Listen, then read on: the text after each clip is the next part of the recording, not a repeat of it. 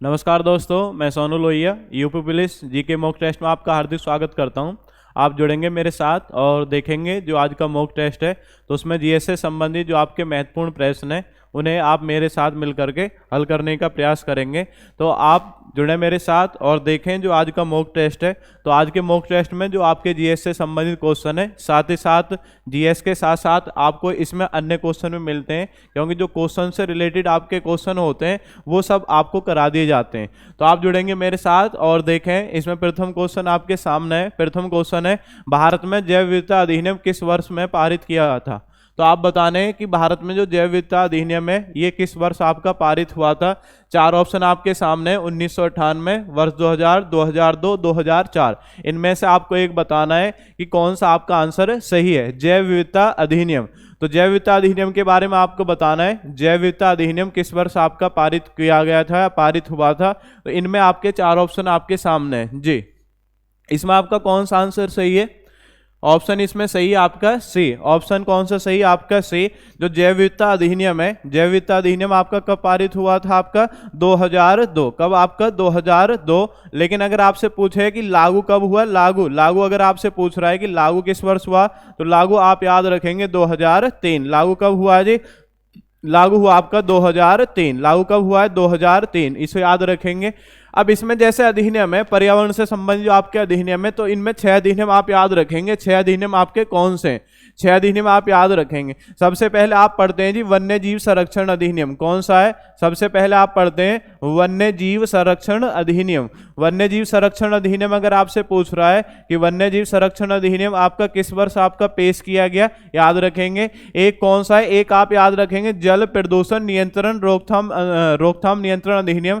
जल प्रदूषण रोकथाम नियंत्रण अधिनियम, तो ये याद रखेंगे नियंत्रण अधिनियम। ये आपको याद रखना है कि किस वर्ष आपका ये पेश किया गया, कब पारित हुआ, आपसे पूछा जाएगा। इसी में आगे बढ़ते हैं। वन्य जीव हो गया। नेक्स्ट आप याद रखेंगे वन संरक्षण अधिनियम। कौन सा है? वन संरक्षण अधिनियम। वन संरक्षण अधिनियम ये आपका किस वर्ष पारित किया गया? उसके बाद आप याद रखेंगे जी वायु संरक्षण अधिनियम। कौन सा है? वायु संरक्षण अधिनियम। वायु संरक्षण अधिनियम ये आपका किस वर्ष है?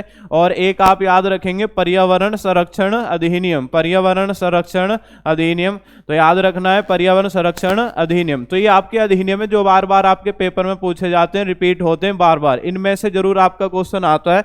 तो अब एक बार इसमें देख लेते हैं जी। वन्य जीव संरक्षण अधिनियम अगर आपसे पूछ रहा है तो वन में जो रहने वाले जीव हैं उनकी सुरक्षा के लिए, तो ये किस वर्ष पारित किया गया? 1972। उसके बाद में जल प्रदूषण रोकथाम नियंत्रण अधिनियम, इसके 2 वर्ष बाद है, यानी याद रखेंगे 1974। Very very most important question आपके। उसके बाद वन संरक्षण अधिनियम।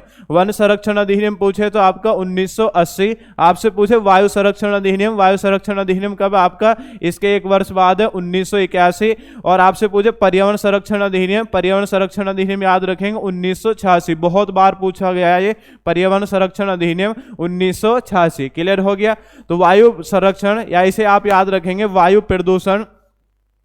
प्रदूषण रोकथाम नियंत्रण अधिनियम भी इसको बोलते हैं। वायु प्रदूषण रोकथाम नियंत्रण अधिनियम या वायु संरक्षण अधिनियम, ऐसे भी आप लिख सकते हैं। क्लियर हो गया? वायु प्रदूषण रोकथाम नियंत्रण अधिनियम। मैं पुनः इसको लिख देता हूं। क्या है आपका? वायु प्रदूषण रोकथाम नियंत्रण अधिनियम। वायु प्रदूषण रोकथाम नियंत्रण अधिनियम, ये आपका लिख दिया है वायु प्रदूषण रोकथाम नियंत्रण अधिनियम। ठीक है, यहाँ पे आप इसको लिख लेंगे, तो या ऐसे भी लिख सकते हैं वायु संरक्षण नियंत्रण अधिनियम जी। तो ये आप याद रखेंगे। ये इनकी आपकी डेट है, मतलब इनका जो आपका वर्ष है किस वर्ष पारित किया गया है, इनको आप याद रखेंगे। और एक आप पढ़ लिया है जैव विविधता संरक्षण अधिनियम कब है आपका? 2002। अब जैव विविधता है क्या? तो आप पढ़ते हैं कि एक ऐसा क्षेत्र, निश्चित क्षेत्र जहां पर भिन्न भिन्न प्रकार के पेड़ पौधे, भिन्न भिन्न प्रकार के जीव जंतु मिलते हैं, तो ऐसे क्षेत्र को हम क्या बोलते हैं? जैव विविधता क्षेत्र बोलते हैं।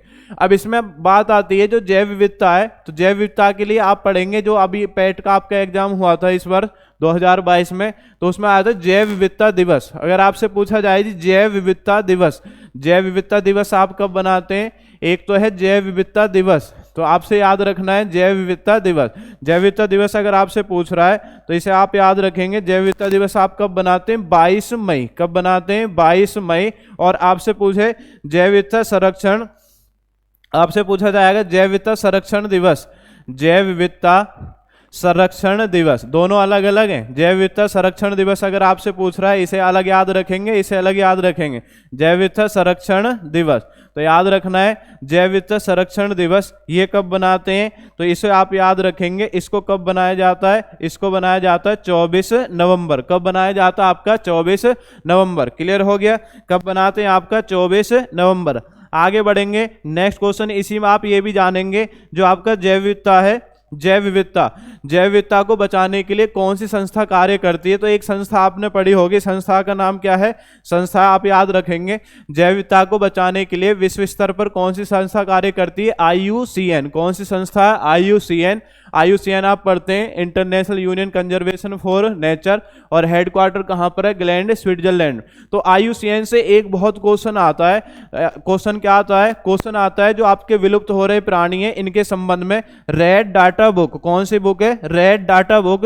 रेड डाटा बुक किस संस्था के द्वारा जारी की जाती है, तो याद रखेंगे रेड डाटा बुक कौन सी संस्था जारी करती है, IUCN। कौन संस्था जारी करती है, IUCN। क्लियर हो गया, कौन संस्था जारी करती है जी, आपकी IUCN संस्था आपकी जारी करती है। क्लियर हो गया, कौन संस्था जारी करती है, IUCN। याद रखेंगे इसको। आगे देखते हैं, नेक्स्ट देखते हैं। तो ये हो गया आपका भारतीय जैव विविधता अधिनियम, और इससे संबंधित जो भी आपके क्वेश्चन है ये आपके क्लियर हुए। ठीक है, नेक्स्ट आगे देखते हैं, दूसरा क्वेश्चन आप देखते हैं जी।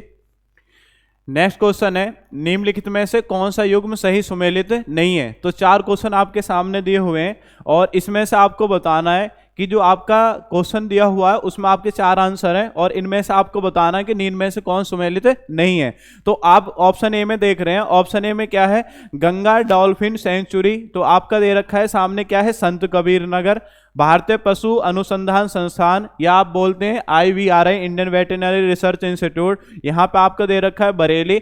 नेक्स्ट है पक्षी सेंचुरी या बर्ड सेंचुरी, ये आपका दे रखा है भरतपुर। और है नेक्स्ट है आपका राष्ट्रीय डेयरी अनुसंधान संस्थान, तो ये कहाँ, NDRI आप बोलते हैं, national dairy research centre.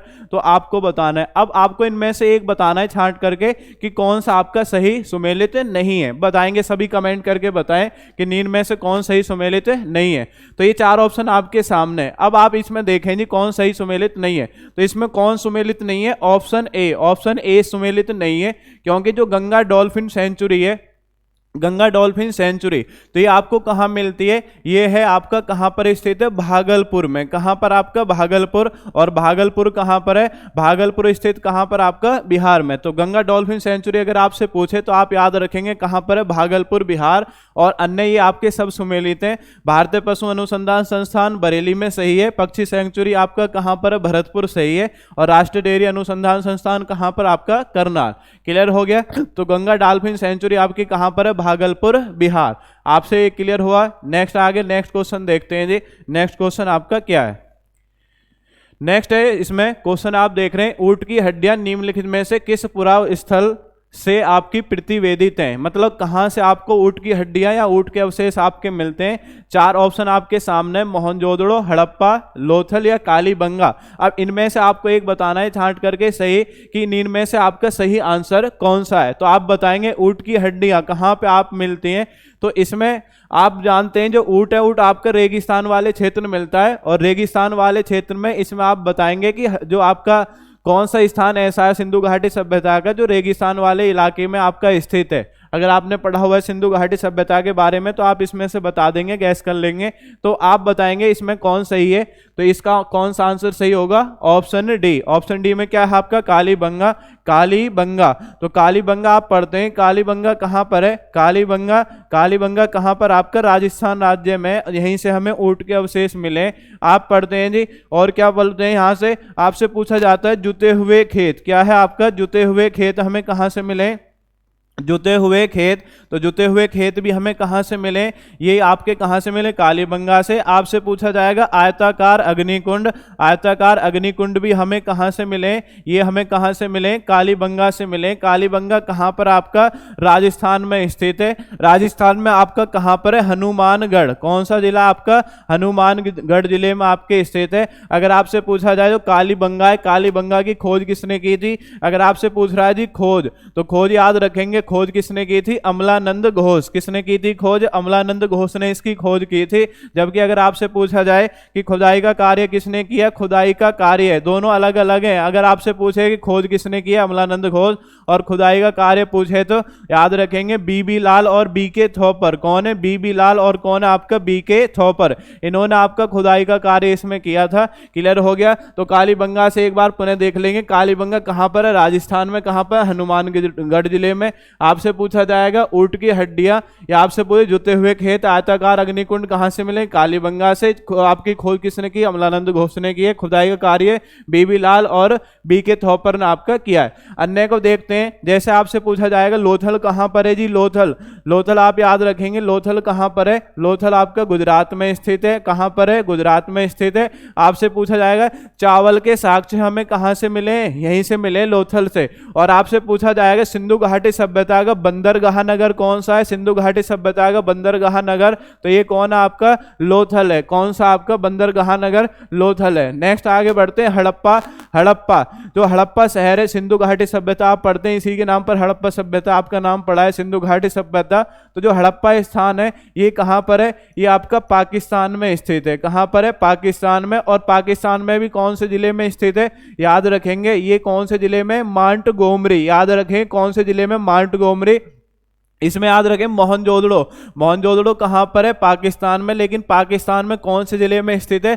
Larkana में। कौन से जिले में आपका? लरकाना जिले में स्थित है। क्लियर हो गया? आपसे पूछा जाएगा मृतकों का टीला किसे बोलते हैं? मोहनजोदड़ो। विशाल स्नानागार कहां से मिला है? मोहनजोदड़ो से। विशाल अन्नागार कहां से मिला है? मोहनजोदड़ो से। याद रखना है इसमें। तो ये आपका एक जो अन्य क्वेश्चन थे ये आपको इसमें मिल गए, जो ज्यादातर आपके पेपर में पूछे जाते रहते हैं। अगर आपसे पूछा जाए सिंधु घाटी सभ्यता का क्षेत्रफल के आधार पर विश्व में सबसे बड़ा जो आपका जो विश्व का सबसे बड़ा जो आपका क्षेत्र है वो कौन सा है? मोहनजोदड़ो। और मोहनजोदड़ो अभी आपने पढ़ा है। मोहनजोदड़ो कहां पर है? ये आपका लरकाना में है। लरकाना कहां पर है? लरकाना आपका पाकिस्तान में। और आपसे पूछा जाए क्षेत्रफल के आधार पर सिंधु घाटी सभ्यता का भारत में सबसे बड़ा क्षेत्र कौन सा है? ये है राखीगढ़ी। कौन सा है? राखीगढ़ी। राखीगढ़ी कहां पर है? राखीगढ़ी आपके स्थित कहां पर है? हरियाणा में। कहां पर आपका? हरियाणा में स्थित है। राखीगढ़ी कहां पर आपका? हरियाणा। क्लियर हो गया जी? अब आगे बढ़ते हैं। नेक्स्ट क्वेश्चन देखते हैं। राखीगढ़ी कहां पर है? हरियाणा। नेक्स्ट क्वेश्चन है डीएनए से आरएनए की बनने की प्रक्रिया को क्या बोलते हैं?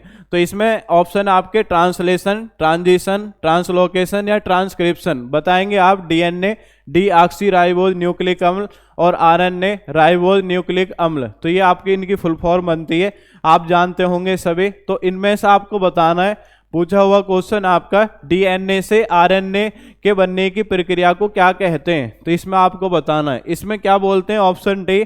ऑप्शन डी में क्या है? ट्रांसक्रिप्शन। क्या है आपका? ट्रांसक्रिप्शन। क्लियर हो गया? क्या है? ट्रांसक्रिप्शन। आगे बढ़ते हैं। नेक्स्ट क्वेश्चन देखते हैं।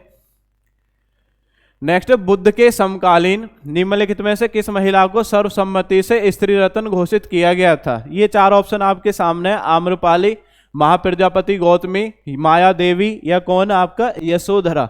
तो आपको बताएंगे जो गौतम बुद्ध है, गौतम बुद्ध ने किस महिला को स्त्री रत्न की उपाधि प्रदान की थी, आपको इसमें से बताना है। तो आम्रपाली आप पढ़ा होगा कि गौतम बुद्ध ने आपका किस महिला को स्त्री रत्न की उपाधि दी, तो आंसर कौन सा सही होगा आपका? आम्रपाली। कौन है? आम्रपाली। आपने पढ़ा होगा गौतम बुद्ध का जो पालन पोषण है, क्या है? पालन पोषण। पालन पोषण किसने किया था? पालन पोषण किया था इनकी मौसी थी महाप्रजापति गौतमी, इन्होंने पालन पोषण किया। और माँ का नाम क्या था? माँ कौन थी इनकी? माया देवी। माँ का नाम क्या है आपका? माया देवी। और माया देवी कौन से वंश से संबंधित है? गौतम बुद्ध की जो माता है ये कौन से वंश से संबंधित है? कोलीय वंश। कौन सा वंश है? कोलीय वंश से संबंधित है। और आप याद रखेंगे पत्नी का नाम क्या था इनकी? पत्नी का नाम क्या था आपका? यशोधरा। क्या नाम था पत्नी का नाम? यशोधरा। क्लियर हो गया? तो आप पढ़ते हैं। और आपसे पूछा जाए गौतम बुद्ध, गौतम बुद्ध कौन से वंश से संबंधित है? आपसे क्वेश्चन पूछे जाएंगे गौतम बुद्ध, गौतम बुद्ध स्वयं कौन से वंश से संबंधित है? शाक्य वंश। कौन सा वंश है आपका? शाक्य वंश से संबंधित है गौतम बुद्ध। आपने पढ़ा होगा जो गौतम बुद्ध है, गौतम बुद्ध ने सर्वाधिक उपदेश कहां पे दिए? तो आप पढ़ते हैं जी सर्वाधिक उपदेश कहाँ पे दिए, श्रावस्ती में, श्रावस्ती में दिए सर्वाधिक उपदेश। और सबसे पहला उपदेश कहाँ पे दिया, सबसे पहला दिया आपका सारनाथ। सारनाथ कहाँ पे पड़ता है, वाराणसी उत्तर प्रदेश में आपका पड़ता है। नेक्स्ट आपसे पूछा जाएगा जो आपके गौतम बुद्ध है, गौतम बुद्ध से संबंधित आपसे पूछा जाएगा, गौतम बुद्ध से संबंधित आपकी 3 घटनाएं, 3 घटना इनको याद रखेंगे, बार बार आपकी पूछी जाती हैं। एक कौन सी है, एक तो आपसे पूछा जाएगा जी महाभिनिष्क्रमण, क्या है महाभिनिष्क्रमण, महाभिनिष्क्रमण किससे संबंधित है याद रखेंगे, महाभिनिष्क्रमण। एक आपसे पूछा जाता है जी धर्मचक्र परिवर्तन, धर्मचक्र परिवर्तन एक घटना ये है। और एक आती है महापरिनिर्वाण, एक क्या है महापरिनिर्वाण। तो इन तीनों घटनाओं को याद रखेंगे। तीनों घटनाओं में अंतर क्या है, अगर आपसे पूछा जाए जो गौतम बुद्ध है, गौतम बुद्ध के गृह त्याग की घटना क्या है, जब इन्होंने घर छोड़ा था तो 29 वर्ष की अवस्था में, तो उस घटना को हम क्या बोलते हैं, गृह त्याग। और आपसे पूछा जाएगा जब गौतम बुद्ध को ज्ञान प्राप्त हो गया तो उसके बाद आपका जो प्रथम उपदेश दिया है, प्रथम उपदेश की जो घटना है इसको क्या बोलते हैं, धर्मचक्र परिवर्तन। और उसके बाद जो मृत्यु की घटना है क्या है, मृत्यु, मृत्यु की जो घटना है इसको हम क्या बोलते हैं, महापरिनिर्वाण, क्या बोलते हैं, महापरिनिर्वाण। क्लियर हो गया, तो कम से कम इतना जरूर आप याद रखेंगे। नेक्स्ट आगे बढ़ते हैं, नेक्स्ट क्वेश्चन आप देखेंगे, नेक्स्ट क्वेश्चन क्या है। नेक्स्ट है पौधों को पराबैंगनी विकिरण से होने वाली हानि से बचाने वाला वर्णक कौन सा है, जेंथोफिल है, कैरोटीनाइड है, क्लोरोफिल है या फाइकोसाइन है। आपको इनमें से बताना है कि जो आपका हानिकारक पराबैंगनी विकिरण होता है तो इससे कौन सा आपका घटक बचाता है, जेंथोफिल, कैरोटीनाइड, क्लोरोफिल या फाइकोसाइन। बताएंगे इसमें से आप बताएं कौन सा सही होगा पराबैंगनी विकिरण से। तो पराबैंगनी विकिरण से बचाने का जो कार्य है वो कौन करता है, वो करता है कैरोटीनाइड। क्या कौन करता है आपका, कैरोटीनाइड। कौन बनता है आपका, कैरोटीनाइड। और आपसे पूछा जाएगा कि जो पेड़ पौधे हैं, पेड़ पौधे अगर आपसे पूछा जाए कि जो पेड़ पौधों का हरा रंग है, क्या है, पेड़ पौधों का हरा रंग। तो पेड़ पौधों का हरा रंग किसके कारण होता है, पेड़ पौधों का हरा रंग ये किसके कारण होता है आपका, क्लोरोफिल के कारण होता है। किसके कारण होता है, क्लोरोफिल के कारण होता है। आगे बढ़ेंगे, नेक्स्ट क्वेश्चन देखते हैं। नेक्स्ट क्वेश्चन क्या है जी, सूची फर्स्ट को सूची सेकंड से सुमेलित करना है। सूची फर्स्ट को सूची सेकंड से सुमेलित करना है। इसमें थोड़ा सा आपका जो साइज है वो आपका कम है क्योंकि बड़ा क्वेश्चन है। और इसमें आप देख रहे हैं एसिटिक अम्ल, सिट्रिक अम्ल, लैक्टिक अम्ल और फार्मिक अम्ल। तो आपसे पूछा जाएगा एसिटिक अम्ल किस में मिलता है। इधर आप बताएंगे जो एसिटिक अम्ल है या एसिटिक एसिड। तो एसिटिक अम्ल आप याद रखेंगे तो आपने पढ़ा होगा जो सिरका है, सिरका में कौन सा अम्ल होता है, सिरका आप पढ़ते हैं CH3COOH। सिरका में कौन सा अम्ल है, एसिटिक अम्ल। नेक्स्ट आगे आप याद रखेंगे क्या है, सिट्रिक अम्ल या सिट्रिक एसिड। तो जो आपके नींबू वर्गीय आपके होते हैं, जैसे नींबू वर्गीय में आपका संतरा है, मौसमी है, इनमें कौन सा एसिड मिलेगा आपका, इन्हें मिलेगा आपका सिट्रिक एसिड। लैक्टिक अम्ल या लैक्टिक एसिड, क्या है आपका लैक्टिक अम्ल या लैक्टिक एसिड, ये किसमें मिलेगा, ये मिलेगा आपका फटे हुए दूध में या दही में। आपका कौन सा मिलेगा, लैक्टिक एसिड मिलेगा। कौन सा मिलेगा, लैक्टिक एसिड मिलेगा। क्लियर हो गया। और फॉर्मिक अम्ल किसमें मिलता है, चींटी के डंक में कौन सा मिलता है, फॉर्मिक अम्ल। क्लियर हो गया, फॉर्मिक अम्ल। तो ये आपके अम्ल है और किसमें आपके मिलते हैं, ये कई बार आपको क्वेश्चन पूछा है। अब एक बार सुमेलित कर ले, ए का कौन सा हो जाएगा, ए का हो जाएगा आपका चौथा, बी का कौन सा हो जाएगा, बी का हो जाएगा तीसरा, सी का कौन सा हो जाएगा, सी का हो जाएगा दूसरा और डी का कौन सा हो जाएगा पहला। तो ऑप्शन बी आपका सही है, ए का चौथा, बी का तीसरा, सी का दूसरा, डी का पहला। क्लियर हो गया। तो इस तरीके से अम्ल है और किसमें आपके मिलते हैं उनका सही तरीके से आपका सम्मेलन है। नेक्स्ट आगे बढ़ेंगे, नेक्स्ट क्वेश्चन देखते हैं जी। सूची फर्स्ट को सूची सेकंड से सुमेलित करना है। इसमें एक तरफ आपके राष्ट्रीय उद्यान दे रखे हैं और एक तरफ आपके राज्य की वो राष्ट्रीय उद्यान कहाँ पर स्थित है, जैसे मानस, वाल्मीकि, सलीम अली, सुल्तानपुर। इधर आपके राज्य हैं हरियाणा, जम्मू कश्मीर, बिहार और असम। तो आपको बताना है सुमेलित करके कि नीन में से इनको सुमेलित करके आपको बताएंगे। मानस, मानस कहाँ पे है, मानस आप याद रखेंगे जी, मानस कहाँ पर है, मानस राष्ट्रीय उद्यान कहाँ पर है, असम में। मानस कहाँ पर है, असम में। वाल्मीकि कहाँ पर है, वाल्मीकि याद रखेंगे ये कहाँ पर आपका, बिहार में। वाल्मीकि कहाँ पर आपका, बिहार में। क्लियर हो गया। सलीम अली, सलीम अली आपसे पूछा जाए कि सलीम अली कहाँ पर है, सलीम अली याद रखेंगे जम्मू कश्मीर में। उसके बाद आप याद रखेंगे जी सुल्तानपुर कहाँ पर है, सुल्तानपुर और कालेसर आपने पढ़े होंगे कहाँ पर है, हरियाणा में। ये इस तरीके से आपका सही सुमेलन है। एक बार पुनः देख लेंगे। आपसे पूछा जा रहा है जी मानस, मानस कहाँ पर है, असम में है। वाल्मीकि कहाँ पर है आपका, बिहार में। उसके बाद सलीम अली कहाँ पर है, सलीम अली जम्मू कश्मीर में। और सुल्तानपुर कहाँ पर है, सुल्तानपुर कहाँ पर है, हरियाणा।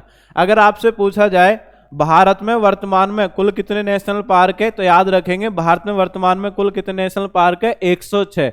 और आपसे पूछा जाएगा भारत में सर्वप्रथम स्थापित किए जाने वाला नेशनल पार्क कौन सा है, तो आपने पढ़ा होगा कौन सा है, Jim Corbett national park. Bharat का सबसे पहला नेशनल पार्क कौन सा है, जिम कॉर्बेट नेशनल पार्क। और इसकी स्थापना किस वर्ष हुई थी, 1936 में। 1936 में कहाँ पे स्थापित किया गया था, उत्तराखंड में।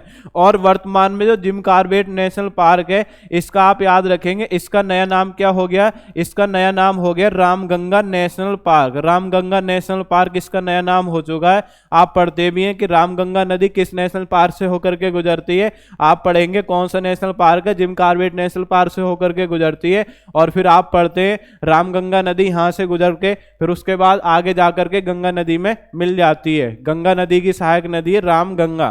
तो ये पढ़ा होगा आपने। आपसे पूछा जाएगा, आपसे क्वेश्चन पूछेंगे कि जो आपका उत्तर प्रदेश में स्थापित किए जाने वाला, अगर आपसे पूछे यूपी का सबसे पहला नेशनल पार्क, यूपी का पहला और एकमात्र यही है, और इसका नाम क्या है, Dudhwa national park. Dudhwa national park कौन से जिले में आपका फैला हुआ है, ये फैला हुआ लखीमपुर खीरी में। लखीमपुर खीरी में आपका फैला हुआ है। और आपसे पूछा जाए दुधवा नेशनल पार्क की स्थापना किन 2 वन्य क्षेत्रों को मिलाकर के की गई थी, ये अच्छा क्वेश्चन बताएंगे, सभी कमेंट करके बताएं।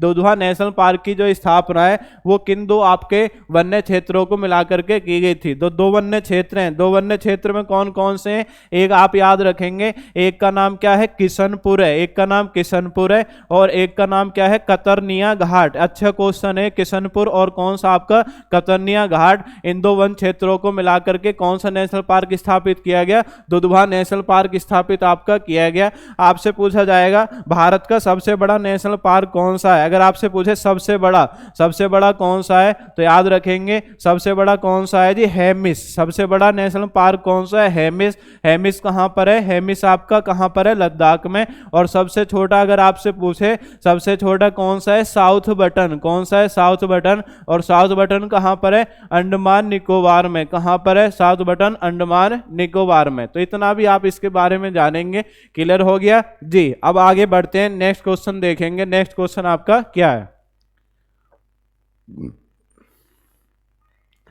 नेक्स्ट, निम्न में से कौन युग्म सही सुमेलित नहीं है। एक तरफ जनजाति है और एक तरफ उनका आपका निवास स्थान है। कोल जनजाति आपका दे रखा है। कोल कहाँ पर, रीवा मध्य प्रदेश में आपका पड़ता है। नेक्स्ट है कोल आपका कहाँ पर, रीवा, और रीवा कहाँ पर है, मध्य प्रदेश, MP। नेक्स्ट आपका माडिया एवं मुडिया, ये है आपका पौड़ी गढ़वाल कहाँ पर है, ये है आपका उत्तराखंड में। कहाँ पर, उत्तराखंड में। नेक्स्ट है कोडागू कोरबा। और नेक्स्ट आपका उराव कहाँ पर है, रांची पठार। तो आप पढ़ते हैं जो झारखंड है, झारखंड की कैपिटल क्या है आपके, रांची। क्या है, झारखंड की राजधानी रांची। क्लियर हो गया। अब आपको बताना है कि इसमें कौन सुमेलित नहीं है। तो जो कोडागू आप देख रहे हैं ना, कोडागू जो आपकी जनजाति है, आप याद रखेंगे कोडागू कहाँ पर है, कोडागू जो जनजाति है कहाँ पर आपकी, कर्नाटक में। कोडागू जनजाति कहाँ पर आपका, कर्नाटक में मिलेगी। कौन सी जनजाति है, कोडागू। तो याद रखेंगे जनजाति कोल कहाँ पर आपका, रीवा में है। मुडिया कहाँ पर है, पौड़ी गढ़वाल उत्तराखंड में। कोडागू पूछे तो कहाँ पर है, कर्नाटक में। और आपसे पूछे उराव कहाँ पर है, उराव याद रखेंगे रांची पठार झारखंड में। कहाँ पर है, रांची पठार झारखंड में। क्लियर हो गया। आगे देखते हैं, नेक्स्ट क्वेश्चन देखते हैं। ये जनजाति आपके, आगे बढ़ते हैं। नेक्स्ट है निम्न को सुमेलित कीजिए। तो निम्न को सुमेलित करना है, एक तरफ आपके वेटलैंड एरिया हैं और एक तरफ आपके राज्य हैं। तो वेटलैंड एरिया आपको बताना निम्न में से कौन सही सुमेलित नहीं है, मतलब आपको सुमेलित करके बताना है कि आप इनको, एक तरफ सूची फर्स्ट है एक तरफ सूची सेकंड, इनको सुमेलित करके आपको बताना है। तो आप बताएंगे भीतरकणिका। भीतरकणिका मगरमच्छ के लिए आपका प्रसिद्ध है, आपने पढ़ा होगा भीतरकणिका। तो भीतरकणिका आपका कहाँ पर है? भीतरकणिका है ओडिशा में। कहाँ पर है भीतरकणिका? ओडिशा में स्थित है। आपसे पूछा जाएगा सष्टम कोटा। सष्टम कोटा कहाँ पर है? सष्टम कोटा ये आपका एरिया, ये कहाँ पर? आपका केरल में। कहाँ पर है सष्टम कोटा? आपका केरल में। कांजली, कांजली आपका से पूछा जाए कांजली कहाँ पर है? कांजली याद रखेंगे, कांजली कहाँ पर है? कांजली आपका कहाँ पर है? पंजाब में। आपसे पूछा जाएगा जी नेक्स्ट जो आपका दीपोर बिल। दीपोर बिल कहाँ पर है? दीपोर बिल कहाँ पर है? असम में। कहाँ पर है? असम में। तो इस तरीके से याद रखेंगे इसको। भीतरकणिका कहाँ पर है? उड़ीसा में स्थित है। सष्टम कोटा कहाँ पर है? केरल में स्थित है। कांजली कहाँ पर है? पंजाब में। दीपोर बिल कहाँ पर? आपका असम। तो ए का कौन सा हो जाएगा? ए का हो जाएगा आपका 4। ए का कौन सा हो जाएगा? आपका 4। उसके बाद में बी का कौन सा हो जाएगा? ए का आप देख रहे हैं, ए का हो जाएगा 3। ए का हो जाएगा 3। बी का कौन सा हो जाएगा? बी का हो जाएगा आपका 4।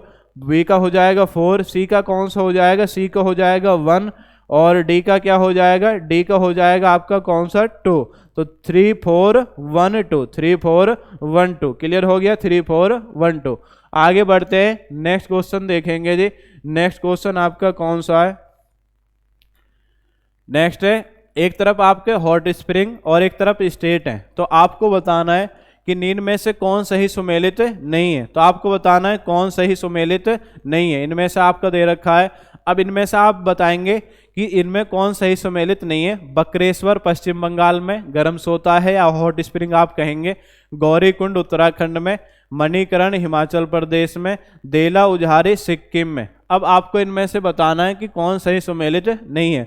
बताएंगे सभी, कमेंट करके बताएं कि इनमें से आपका कौन सही सुमेलित नहीं है। बताएंगे सभी, कमेंट करके बताएंगे जी। अब इसमें आप एक बार इनको सुमेलित कर लेंगे कि कौन सा सही सुमेलित नहीं है। इसमें आपका कौन सही सुमेलित नहीं है? इसमें देला उझारी आपका सुमेलित नहीं है। देला उझारी, तो देला उझारी आपका कहाँ पर है? देला उझारी आपका मिलता है उड़ीसा में। कहाँ पे मिलता है देला उझारी? देला उझारी मिलता है आपका उड़ीसा में। देला उझारी कहाँ पर है? उड़ीसा में। जबकि बक्रेश्वर पश्चिम बंगाल सही है। गौरीकुंड उत्तराखंड सही है। मणिकरण कहाँ पर आपका? हिमाचल प्रदेश सही है। तो कौन नहीं है? देवला उझारी नहीं है। देवला उझारी कहाँ मिल रहा है? आपका उड़ीसा में मिलता है। लेकिन यहाँ पे क्या दे रखा है? सिक्किम दे रखा है, जो कि गलत है। आगे बढ़ेंगे, नेक्स्ट क्वेश्चन देखते हैं। नेक्स्ट क्वेश्चन आपका क्या है? नेक्स्ट है खनिज और उत्पादक। तो एक तरफ आपके खनिज है और एक तरफ उत्पादक देश है कि उस खनिज का सबसे ज्यादा जो प्रोडक्शन है वो कौन सा देश आपका करता है। तो आप बताएंगे टिन का कौन करेगा, मैग्नीज का कौन करेगा, कॉपर का कौन करेगा और बॉक्साइट का कौन करेगा। बताएंगे सभी, कमेंट करके बताएं।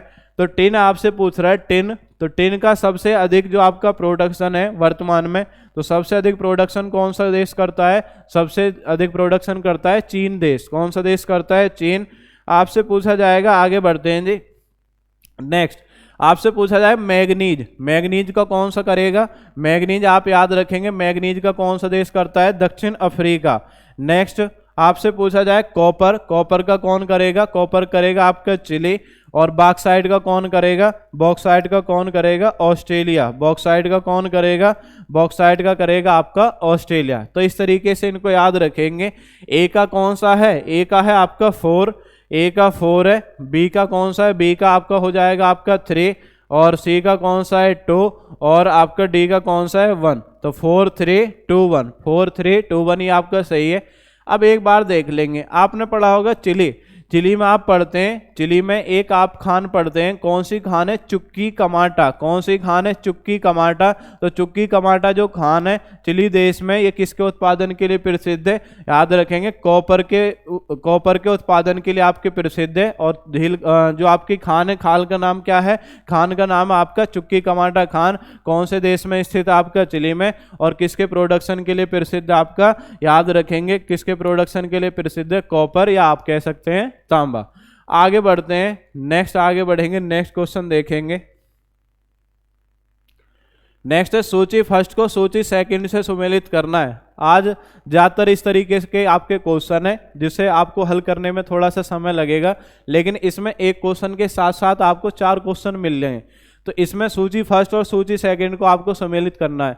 तो इधर क्या है, ये जड़ के रूप हैं जो आपकी रूट होती है उसके टाइप्स हैं, और इधर आपके उदाहरण है कि इस रूट का कौन सा आपका उदाहरण माना जाएगा। तर्कु रूप, कुंभी रूप, शंकु रूप और कंदिल। आप बताएंगे कि किसको बोलते हैं। तो तर्कु रूपी कौन सी होती है? तर्कु रूपी कौन होती है?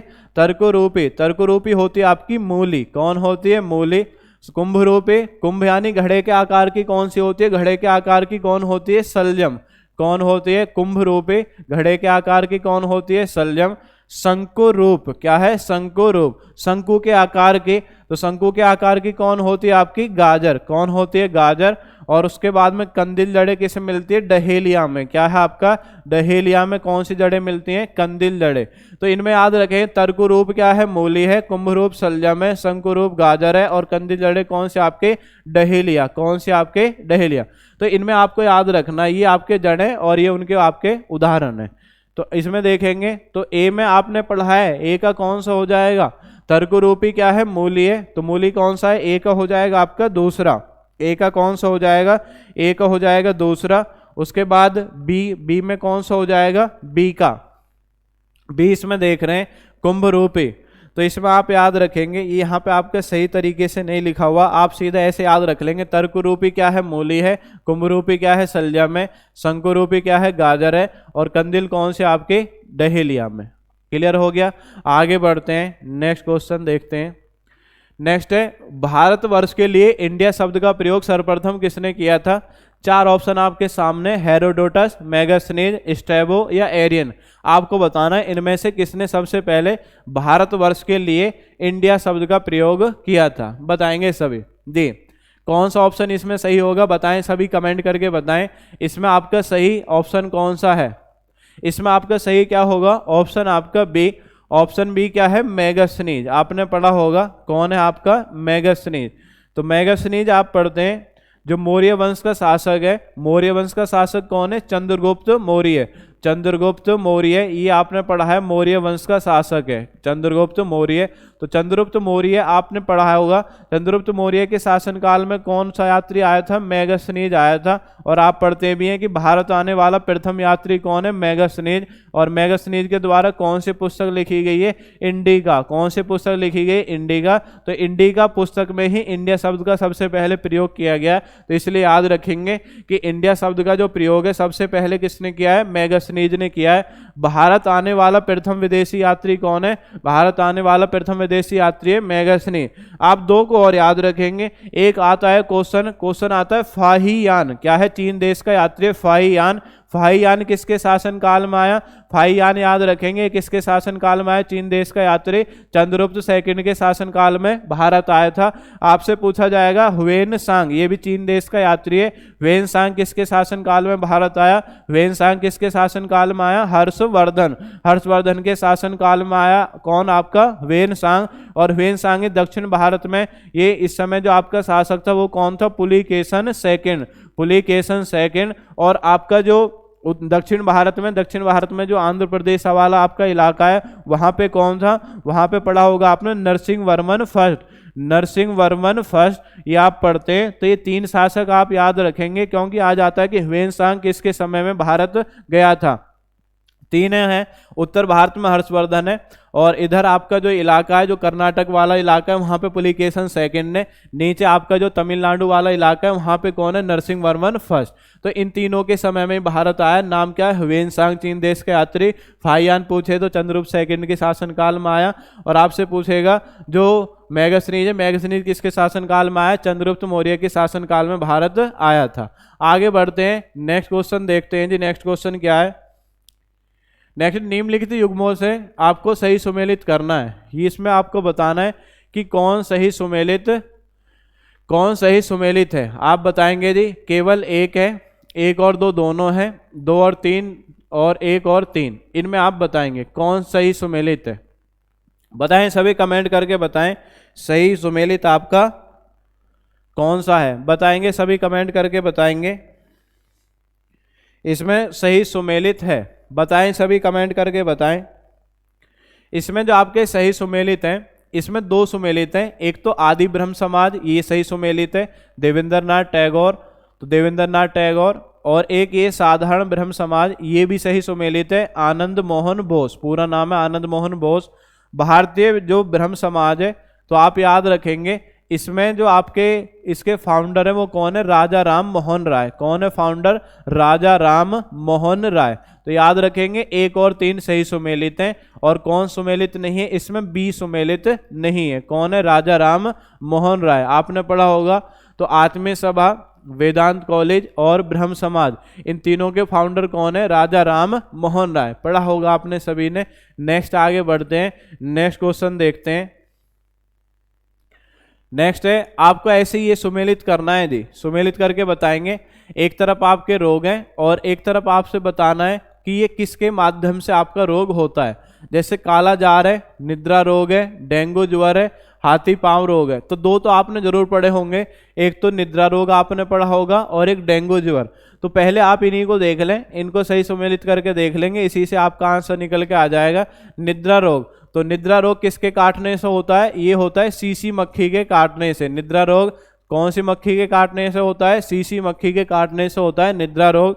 नेक्स्ट आप याद रखेंगे जी, जो आपका डेंगू ज्वर है, डेंगू ज्वर किसके काटने से होता है, एडीज मच्छर के काटने से कौन सा रोग होता है आपका, डेंगू ज्वर। अब इसमें आप देख लें बी का कौन सा हो जाएगा, बी का कौन सा हो जाएगा, बी का हो जाएगा आपका पहला, क्या है आपका बी का कौन सा हो जाएगा, बी का हो जाएगा आपका फर्स्ट। तो फर्स्ट इसमें देख लेंगे, बी का फर्स्ट इसमें यहाँ पे है।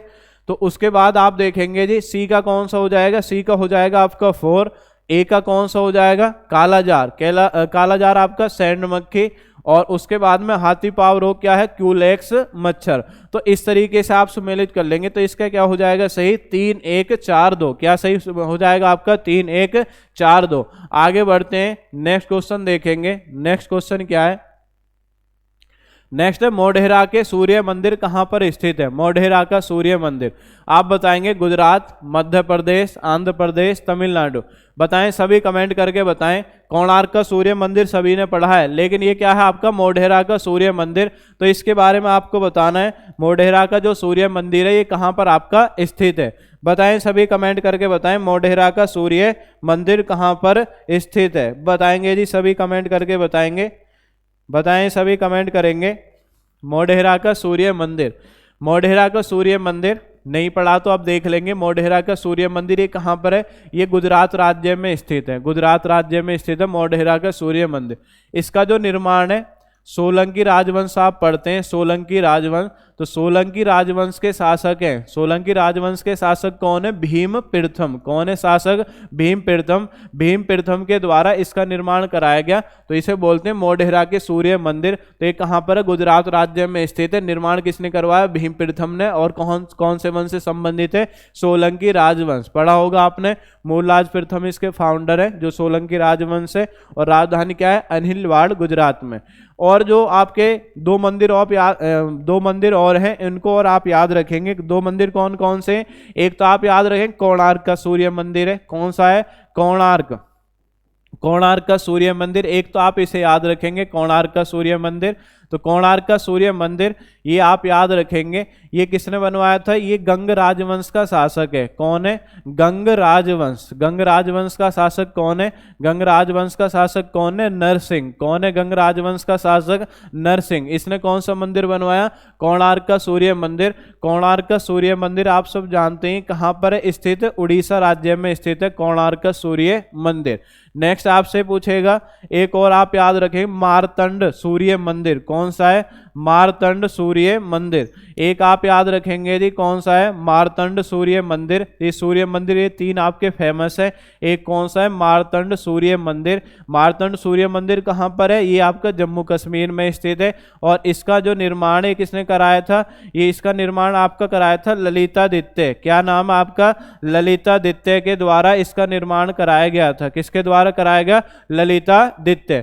तो आप याद रखेंगे 3 सूर्य मंदिर, मोढेरा का सूर्य मंदिर सोलंकी राजवंश का शासक है भीम प्रथम, इसने बनवाया। कोणार्क का सूर्य मंदिर गंग राजवंश का शासक है नरसिंह, इसने बनवाया।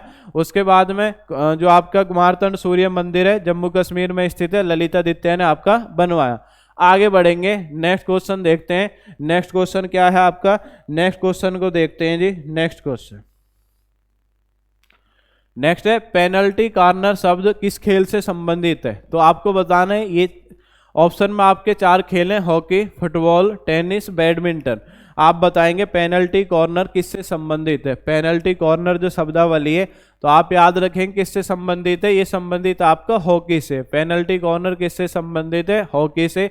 आपसे पूछा भी जाता है, आपसे पूछा जाएगा जी किक, आपसे पूछा जाएगा। इसमें एक और याद रखेंगे स्टिक। स्टिक जो शब्दावली है ये भी किससे संबंधित है? हॉकी से संबंधित है, याद रखेंगे। तो पेनल्टी कॉर्नर किससे? आपका हॉकी से संबंधित है। आगे बढ़ते हैं, नेक्स्ट क्वेश्चन देखते हैं। नेक्स्ट है उत्तर प्रदेश का जनसंख्या घनत्व कितना है? ये 4 ऑप्शन आपके सामने उत्तर प्रदेश से संबंधित विशेष क्वेश्चन है उत्तर प्रदेश जीके के लिए। 821, 828, 829, 831। अब इनमें से आपको बताना है उत्तर प्रदेश का जनसंख्या घनत्व जो पॉपुलेशन डेंसिटी है तो वो आपकी कितनी है। तो इसमें आप बताएं कमेंट करके जी। ऑप्शन कौन सा सही होगा? ऑप्शन सही होगा इसका सी। ऑप्शन सी में क्या है? 829। 829 आपका सही है। तो ये उत्तर प्रदेश का जनसंख्या घनत्व है। तो ये उत्तर प्रदेश में अगर आपसे पूछा जाए कि उत्तर प्रदेश में सर्वाधिक जनसंख्या घनत्व वाला जिला, अगर आपसे पूछे सर्वाधिक जनसंख्या घनत्व वाला जिला, सर्वाधिक जनसंख्या घनत्व वाला जिला, अगर आपसे पूछा जाएगा सर्वाधिक जनसंख्या घनत्व वाला जिला आपका कौन सा है, और एक याद रखेंगे जी न्यूनतम जनसंख्या घनत्व वाला जिला। क्या है? न्यूनतम जनसंख्या घनत्व वाला जिला। तो ये 2 तो जरूर इसमें याद रखेंगे। सर्वाधिक जनसंख्या घनत्व वाला जिला अगर आपसे पूछे कौन सा है तो याद रखेंगे गाजियाबाद। कौन सा है? गाजियाबाद। और न्यूनतम अगर आपसे पूछ रहा है न्यूनतम में कौन है? न्यूनतम आप याद रखेंगे न्यूनतम में है ललितपुर। कौन है न्यूनतम में? न्यूनतम आप याद रखेंगे न्यूनतम में कौन है? ललितपुर। सर्वाधिक वाला पूछे तो गाजियाबाद है, न्यूनतम में कौन? ललितपुर। अगर आपसे पूछा जाए कि भारत का जनसंख्या घनत्व कितना है भारत का, तो भारत का याद रखेंगे 382 वर्ग किलोमीटर। तो याद रखेंगे भारत का 382 वर्ग किलोमीटर है। और भारत में सर्वाधिक जनसंख्या घनत्व वाला जो आपका राज्य है कौन है? बिहार। और सबसे कम जनसंख्या घनत्व वाला जो राज्य है वो कौन है? अरुणाचल प्रदेश। कौन है आपका? अरुणाचल प्रदेश। क्लियर हो गया? कौन है? अरुणाचल प्रदेश। ये सबसे कम आपका जनसंख्या घनत्व वाला जिला है। आगे बढ़ेंगे तो जिला आपने पढ़ लिया, जिले में गाजियाबाद और ललितपुर है। और राज्य में आपने पढ़ लिया कौन है? बिहार और अरुणाचल प्रदेश। लास्ट क्वेश्चन देखेंगे जी। लास्ट क्वेश्चन आपका क्या है? लास्ट क्वेश्चन देखते हैं। लास्ट क्वेश्चन आपका क्या है उसको और देख लेते हैं, उसके बाद ये आपका पूरा हो जाएगा। नेक्स्ट है दिल्ली में कुल कितने जिले हैं? ऑप्शन आपके सामने 4 हैं, 7, 9, 11, 13। इनमें से आपको बताना है कि दिल्ली में कुल कितने जिले हैं। 7 है, 9 है, 11 है या 13 है। तो आप बताएं कमेंट करके, बताएं सभी कमेंट करके बताएं दिल्ली में कुल कितने जिले हैं। आपसे पूछा जाएगा दिल्ली की अगर आपसे स्थापना पूछे तो दिल्ली की स्थापना किसने की थी? तोमर नरेश। तोमर शासक या तोमर नरेश आप पढ़ते हैं। और किसने की थी? अनंगपाल ने। किसने की थी? अनंगपाल ने दिल्ली की स्थापना की थी। और दिल्ली सल्तनत काल में आप पढ़ते हैं कि दिल्ली को राजधानी बनाने वाला पहला सुल्तान कौन है? तो पहला सुल्तान कौन है? इल्तुतमिश। कौन है आपका? इल्तुतमिश। दिल्ली को राजधानी बनाने वाला पहला सुल्तान कौन है? इल्तुतमिश। और आधुनिक काल में भारत की राजधानी, क्योंकि जो अंग्रेज थे, अंग्रेजों के द्वारा अपना जो राजधानी वाला क्षेत्र है ये किसको घोषित किया गया था? कोलकाता को। तो पढ़ा होगा आपने जब तृतीय दिल्ली दरबार लगता है तो भारत की राजधानी कोलकाता से हटा करके किसको बना दिया जाता है? दिल्ली को बना दिया जाता है। घोषणा कब हुई थी? घोषणा हुई थी 1911 में। बनी कब थी? 1912 में। और उसके बाद याद रखें दिल्ली से नई दिल्ली, जहाँ पे आपके संसद भवन वगैरह है, तो ये वाली जो इमारतें जब यहाँ पे शिफ्ट हो गया तो दिल्ली से नई दिल्ली आप बोलते हैं। तो ये किस वर्ष बनी थी? 1931 में। आपसे पूछा जाए दिल्ली को एनसीआर का दर्जा कब दिया गया? 69वां संविधान संशोधन 1991 के द्वारा दिल्ली को आपका एनसीआर का दर्जा दिया गया। अब देखते हैं क्वेश्चन। अब क्वेश्चन क्या है? दिल्ली में कुल कितने जिले हैं? तो इसमें आप याद रखेंगे कुल कितने जिले हैं आपके? 11 जिले हैं दिल्ली में। कितने जिले आपके? 11 जिले आपके कहां पर स्थित है? दिल्ली में स्थित है आपके 11 जिले। क्लियर हो गया? दिल्ली में कितने जिले हैं आपके? 11। तो आज का मॉक टेस्ट था यूपी पुलिस से संबंधित। जो भी आपके जीएस से संबंधित इसमें क्वेश्चन थे, उसी के साथ आपका और अन्य क्वेश्चन भी इसमें ऐड कर दिए जाते हैं, जिससे कि जो आपका जीके का लेवल है वो आपका बना रहे। और अगर आपको ये क्लास अच्छी लगी हो तो चैनल को आप लाइक करेंगे, सब्सक्राइब करेंगे। और इसी के साथ मैं आपसे विदाई लेता हूँ। धन्यवाद। जय हिंद, जय भारत।